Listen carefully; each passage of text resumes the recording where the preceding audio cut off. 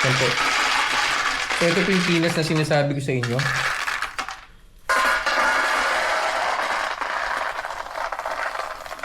Pag nagpunta po kayo ng public market ng palengke, I think po maning hubad ang tawag po yata dyan. So per kilo po siya nabibili. So ginagawa po ni Mrs. dyan, yan, nilalagay lang po niya sa pan, baking pan. Tapos ini-spread lang po siya evenly. Hindi naman po masyadong mataas or makapal yung pagkakalagay. So dapat sakto lang po siya. Yung oven po dapat naka-preheat na po siya.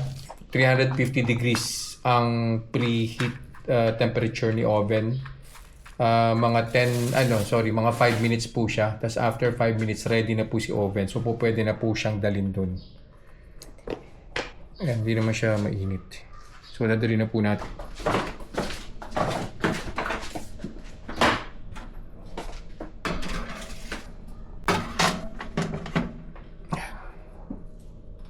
Salang lang po yan dyan sa oven, mga 10 to 15 minutes.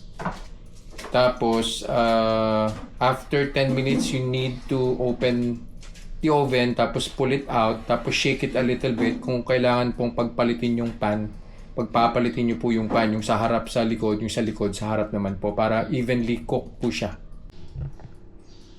Yan po, no? So, after, I think mga 8 to 10 minutes, dapat nyo na po siyang balikan.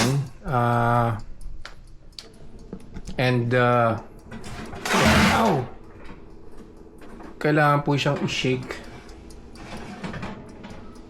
Nalaglag yung isang pan.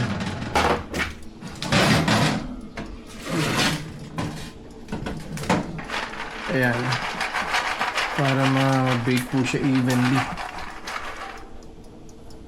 Tapos usually pinagpapalit ko po sila. Ilalagay ko po yung nandun sa harapan. Lalagay ko po dun sa likod. Tapos salang po siya ulit ng mga 3 to 4 minutes pa po. Or mga 3 minutes lang. Yan.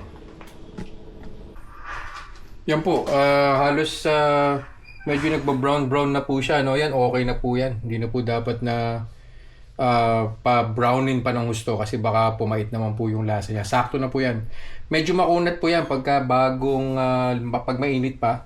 Pero pag napalamig nyo po yan, crunchy na po yan. Okay na po siyang kainin. Ilan po.